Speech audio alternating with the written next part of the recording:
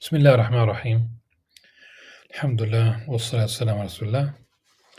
We'll continue reading from Al-Ghazali's Al-Munqidh al-Dalal, Deliverance from Error.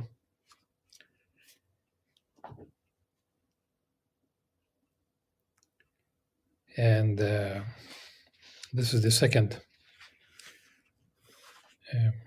reading.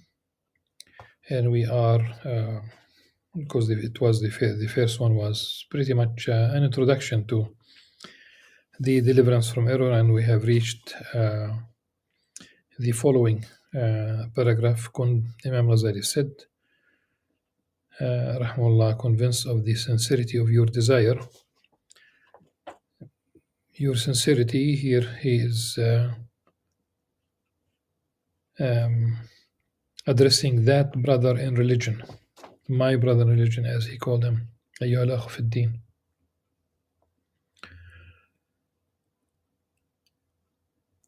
So convinced of the sincerity of your desire, I'm losing no time in answering your request, invoking God's help and placing my trust in Him and imploring His favor and having recourse to Him. I say, you should first of all know God give you good guidance and gently lead you to the truth.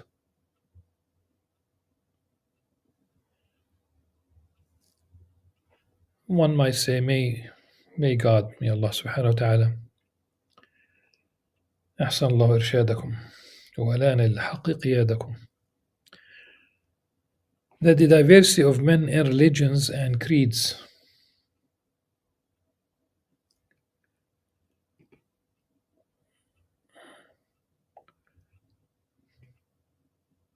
the diversity of men, the diversity of people, الخلق, diversity of creation, humanity, plus the disagreement of the community of Islam about doctrines.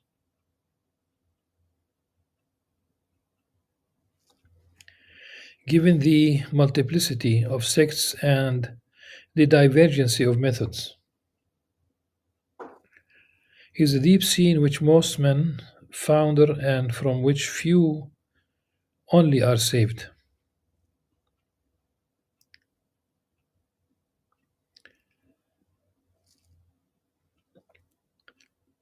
Is a deep sea in which most men founder.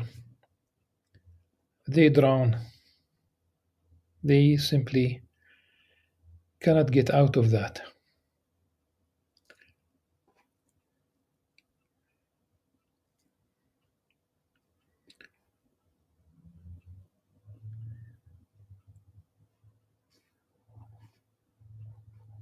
Each group alleges that is the one saved, and each faction is happy about its own beliefs. كل حزب بما لديهم فرحون.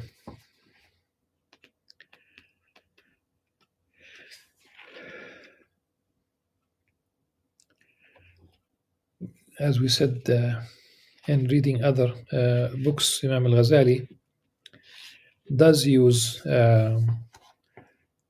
in prose, but the language is sometimes Quranic, and sometimes it is from the hadith of the Prophet sallallahu alaihi wasallam. And this language is Quranic.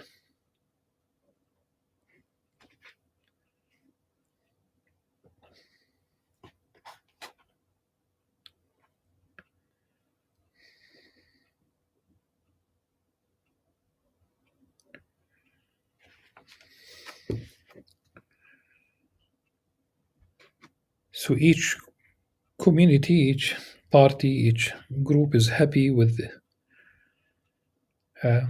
its state of affairs. كل حزب بما لديهم فرحون. This is the state of affairs which the truthful and most trustworthy chief of God's envoys, God bless him, Sayyidul Mursaleen sallallahu alaihi wasallam, ominously promised us when he said, "My community will split into 70 odd sects, of which one will be saved." And what he promised, now this is a commentary from Imam Al-Ghazali rahimahullah. He followed this hadith by saying, and what he promised has indeed come to pass. It already unfolded. Now this hadith has many narrations, many texts, and the scholars have said many things about it, that the core of this hadith is one thing, and I found basically prominent Muslim scholars today, for example, a couple of them who passed away years ago. So many addressed this particular tradition. Some said that it has idraj, like there is an addendum, if there is a part that is added that is really not part of the hadith. Some said that there are 9 different addendums, or rather addenda.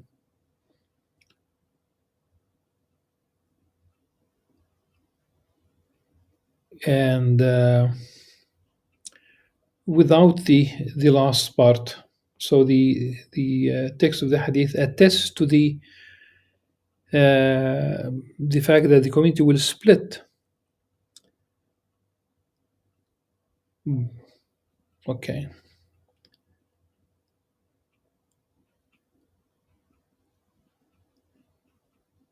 And that's really the what the hadith is trying to convey, that it's a warning from the Prophet ﷺ against splitting, against. Now, why do we have these splits? And Imam Ghazali says by his time already it took place. And yesterday we said that Imam Ghazali was born when Al-Baghdadi, the author of Al-Farq Bayn Al-Firq, the same year he passed away, 450 of the Islamic calendar, the Hijri year. That's when the Al-Baghdadi passed away, and that's when Imam Al-Ghazali was born. May Allah subhanahu wa ta'ala be merciful to both of them, in fact, to all the Muslim scholars and students of knowledge, and those who love them, and the whole community, inshallah.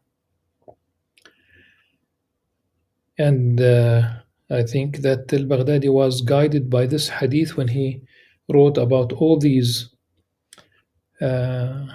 sects that existed in Baghdad at the time. Though some scholars said that the top five in terms of deviation, if you will, and there are 2 kinds of deviation. Behavioral deviation, simply some people commit sins, but nothing on the level of the idea. They would still bear witness to the oneness of Allah subhanahu wa ta'ala, to the messengership of Prophet Muhammad sallallahu alaihi wasallam. Every single thing in terms of their belief is right, except that they are weak morally. They are weak in terms of they cannot resist the temptation of personal desires, of hawa, so they might someone who might drink alcohol, someone who might use drugs, someone who might commit adultery, someone who might gamble, someone who might be involved in usury, riba transactions, etc. That's behavioral. The problem is on the level of faith And the most serious problem would be rendering others who are Muslims as non-believers.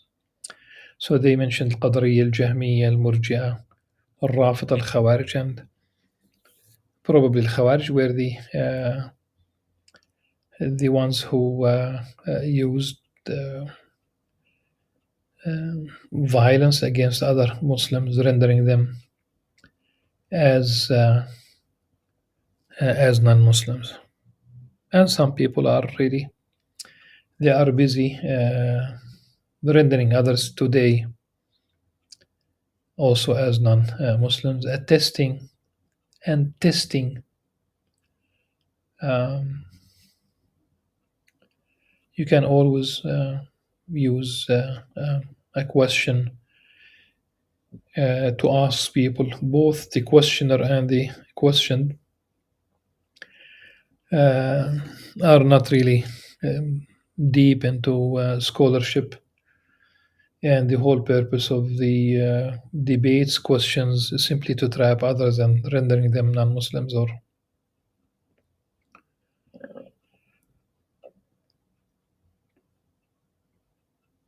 and we find that today we still the idea of the saved, the one party that it is saved. My community will split into 70 odd sects, of which one will be saved. Any decent scholar would say, those scholars talked about this second part, which might which might not be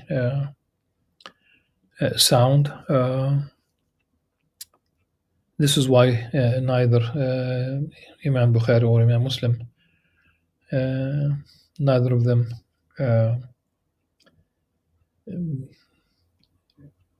added this hadith in their compendia.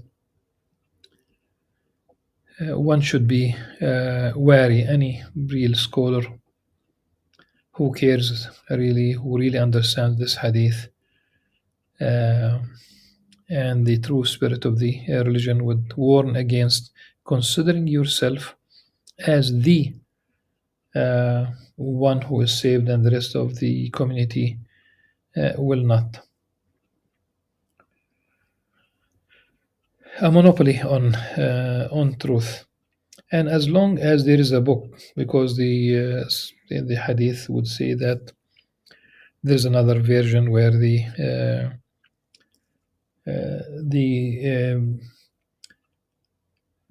Christians were split into 71 sects, and the Jews were split into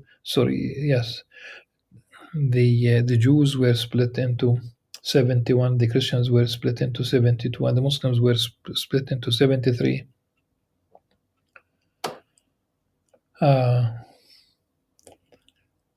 If you have a book and you have a text, of course, and we come to the interpretation of the text, your interpretation is not the text. Your interpretation is not the holy book. With the people who came before us, this is why the Quran is muhayman. If we have differences, it's really the Quranic position that is true. As simple as that. It's in a sense, it's a replacement theology. And if you have a text, definite people will differ. Sometimes like when the Prophet ﷺ asked his companions to, the direct text was لا تصلوا العصر إلا في بني قريظة, do not pray the afternoon prayer, the Asr prayer, until you reach the tribe of Bani Qurayza. It became late, and one group of the companions, one part, thought that the Prophet ﷺ was encouraging them to go fast enough to hasten to the tribe of Bani Qurayza, and the other group took it literally that they will not pray until they reach. So one group prayed which might appear as going against the direction of the Prophet Sallallahu Alaihi Wasallam, the commandment, if you will, the command. And the other group simply prayed after they have reached the grounds of the tribe of Banu Qurayza. When they returned to the Prophet Sallallahu Alaihi Wasallam, they asked him, and he approved both, because his hadith allows room for two different interpretations. The issue is that did not create a schism within the community, within that group, though they behaved differently because they have understood the text differently. Same thing about wudu. What nullifies wudu does touching the other. Here, basically, let's say, does the is the wudu nullified by touching your spouse in both directions? And we have three positions amongst the Muslim scholars: Abu Hanifa, Malik, and Shafi'i. May Allah subhanahu wa ta'ala be pleased with them all. And that did not create a schism. It was simply a different understanding. If you think about it, there's something very beautiful about it. At any rate, we still have many schools of thought that coexist at the same time. Maybe the relationship between them is not that great, but they should remember that the Prophet ﷺ warned against the split of the community. Do not aid, do not be party, do not really help in splitting the community. In the bloom of my youth, this is Imam Al-Ghazali again, as bottom of page 18 of the translation. In the bloom of my youth and the prime of my life, from the time I reached puberty, before I was 20 until now, when I am over 50, I have constantly been diving daringly into the depths of this profound sea and wading into its deep water like a bold man, not like a cautious coward. I would penetrate far into every murky mystery, pounce upon every problem, and dash into every mazy difficulty.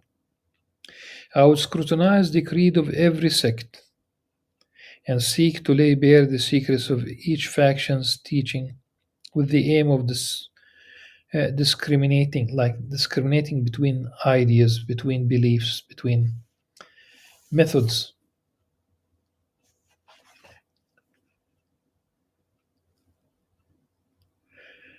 So, discriminating between the proponent of truth and the advocate of error.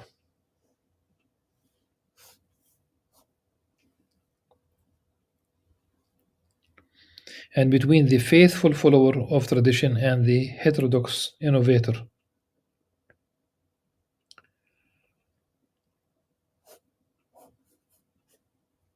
Mutasannin, following the sunnah of the Prophet ﷺ. Innovator is mubtada. I would never take leave of an interiorist. Here he talks about the Batiniya, the esoterics, an offshoot of the, or rather, because when we talk about the esoterics, we talk about all the following names are practically they reflect different stages, maybe minute differences amongst them. But when we speak about the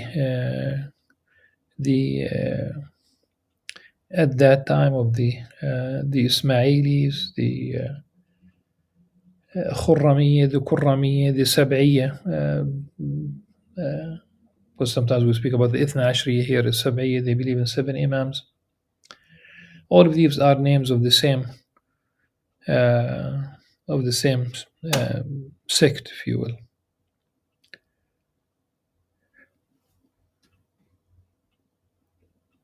And it continued beyond Imam Al-Ghazali and even until today. Without wanting to learn about his interiorism or of a literalist, ولا ظاهريا. Now, without wanting to know about the substance of his literalism or of a philosopher, I'll go back to the Zahiri, the literalist, in a second, inshallah, or of a philosopher without seeking to become acquainted with the essence of his philosophy, or of a mutakallim without endeavoring to discover the aim of his discussion and polemic, or of a Sufi without eagerly trying to obtain knowledge of the secret of his sincerity or serenity, rather, or of a devout worshipper without looking into the source and substance of his piety. And we are left with one, or of an irreligious nihilist zindiq, without attempting to find out his background and motivation in order to become aware of the reasons for his bold profession of nihilism and irreligion. ولا زنديقا معطلا إلا وتجسس وراءه للتنبه لأسباب جرأته بتعطيله وزندقته. Back to the literalism, to literalism الظاهرية.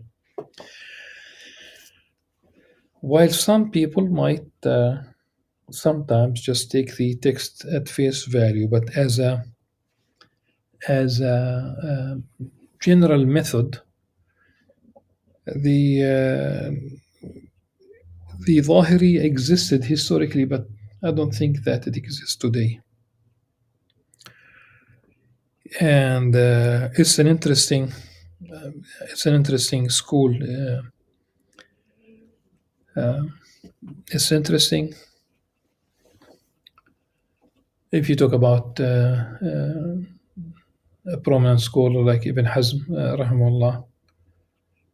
Definitely, there are interesting, and it doesn't mean that his scholarship is devoid of relevance or meaning.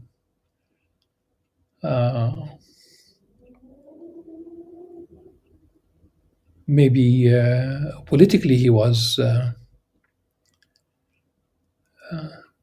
staunch opponent of the authority during his time, but I don't think it has anything with his literalism. But it does not exist today. This is why I found it extremely problematic that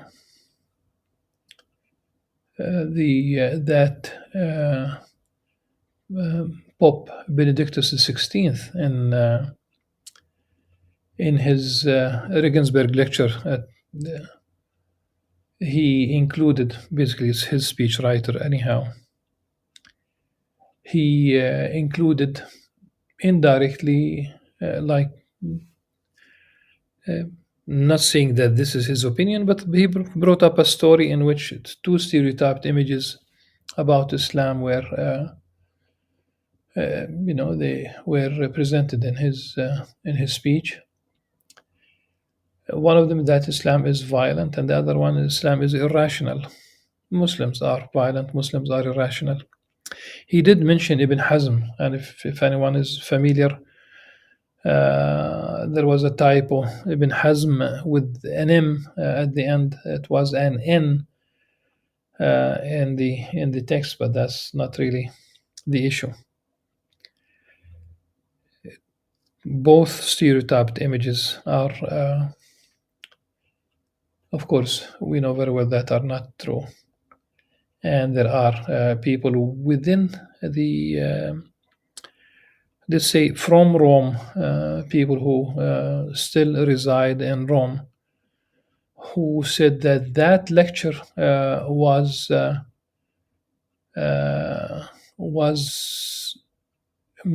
was intended as against the rapprochement that the Pope Paul II had with Muslims, as if Pope Benedictus XVI wanted to end that kind of rapprochement with Islam. But the end result was it did stir, uh, you know, the commotion, and definitely we did not need that.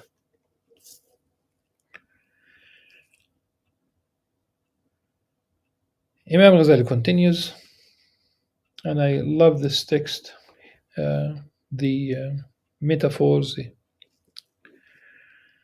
the thirst for grasping the real meaning of things was indeed my habit and want from my early years and in the prime of my life. It was an instinctive, natural disposition, fitra.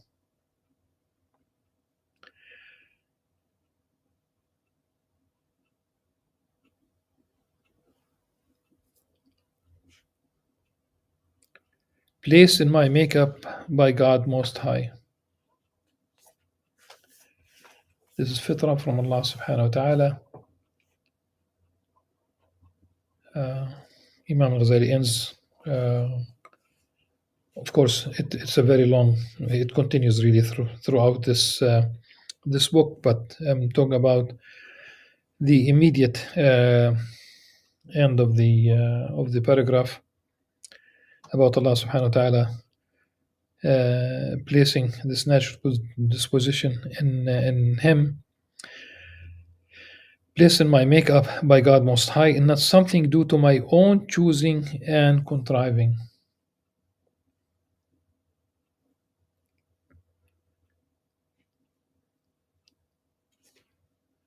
As a result, the fetters of servile conformism fell away from me. And if you are not anymore a muqallid, then you'll have to go all the way to the end.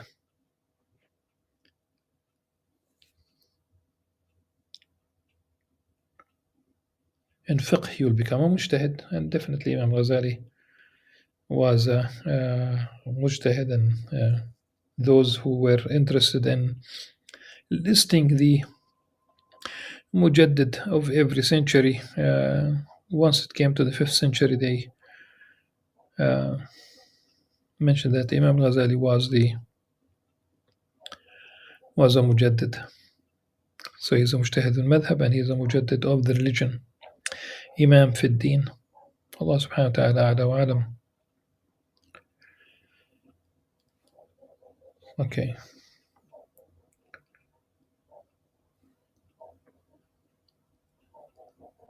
The concept of fitra, because it will show up again in the hadith of the Prophet sallallahu alaihi wasallam.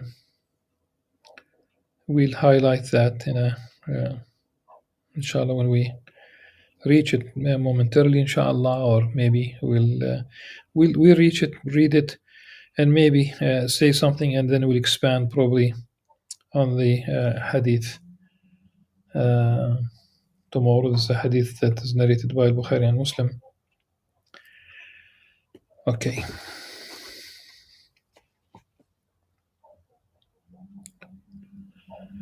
So as a result, the fetters of servile conformism fell away from me,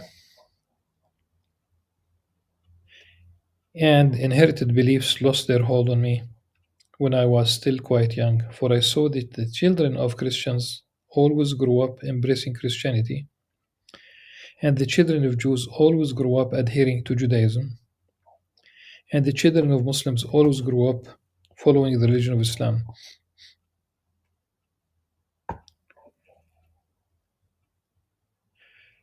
The text of there are different versions of the same hadith. The one in that is used by Imam Al-Ghazali ويمجسانه in fact فأبواه يهودانه وينصرانه ويمجسانه. But there is the narration. This is would be the narration of Imam Bukhari. I think the narration of Imam Muslim has فإن كان مسلمين فمسلم. So if the parents were Muslim, then the child will end up a Muslim. Now,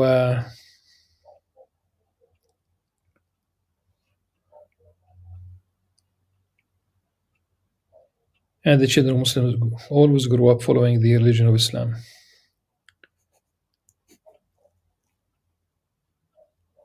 So before continuing with the, in fact, the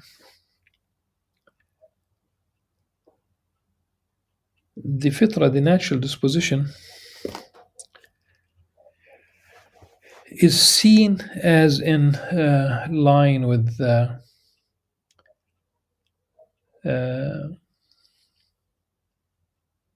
Islam per se. We don't talk about any historical development. We don't talk about, when you say Islam per se, then definitely we don't talk about the a political position of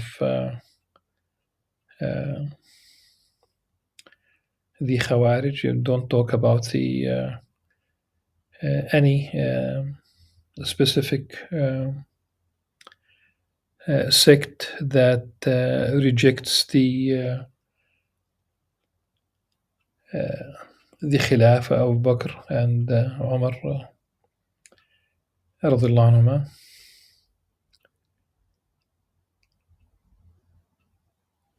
We talk about that pure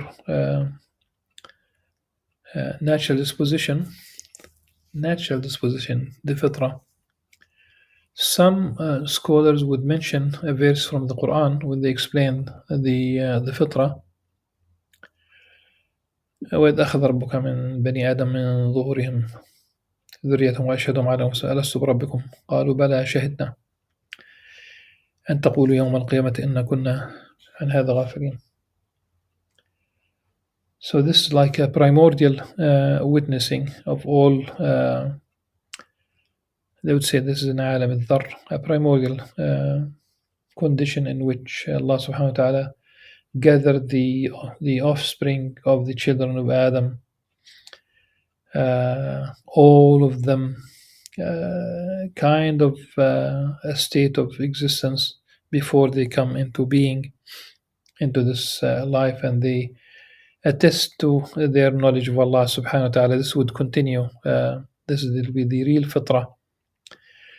And monotheism will be the real fitrah. People will know that there is a creator, there is God, and they want to worship, they want to.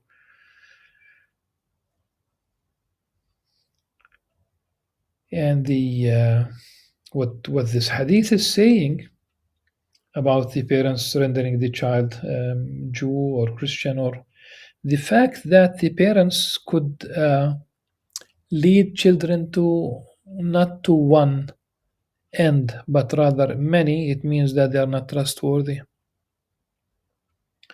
This is why Imam Al-Ghazali, in the next few lines, he says, I also heard the tradition related from the he says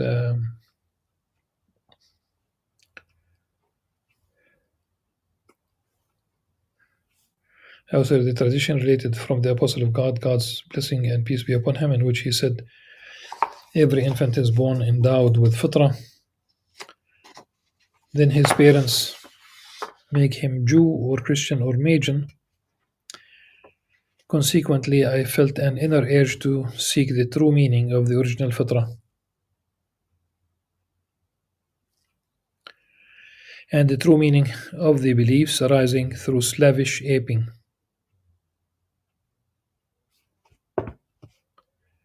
of parents and teachers.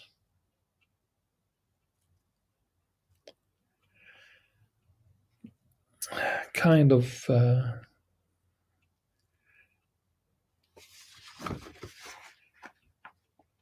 I would like to say like kind of because the word of taqlid, really. There is conformism, imitation, and it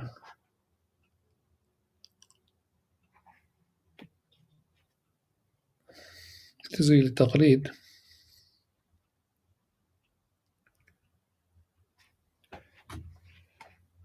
And I understand aping as monkey see, monkey do, but I would refrain from using it since it does talk about taqlid. I would simply limit myself to the to Imam Ghazali's use, conformism, conforming to what the parents and teachers. And how many times one would bring home something that a teacher says and it's not true, or one of the parents says and it's not true.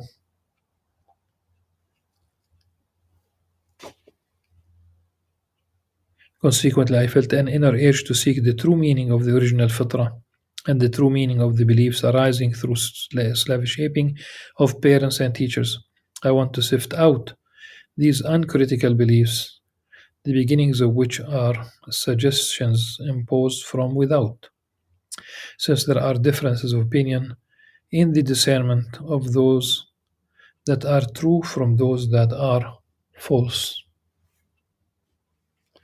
So I began by saying to myself, what I seek is knowledge of the true meaning of things. What I seek is knowledge of the true meaning of things. Of necessity, therefore, I must inquire into just what the true meaning of knowledge is. Then it became clear to me that sure and certain knowledge is that in which the thing known is made so manifest that no doubt clings to it, nor is it accompanied by the possibility of error and deception, nor can the mind even suppose such a possibility. Furthermore, safety from error must accompany the certainty to such a degree that if someone proposed to show it to be false, for example, a man who would turn a stone into gold and a stick into a snake, his feat would not induce any doubt or denial.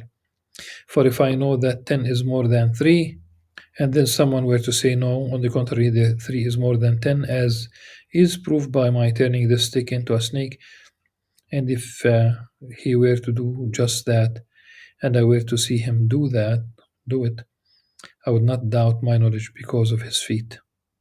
The only effect it would have on me would be to make me wonder how he could do such a thing. But there would be no doubt at all about what I knew.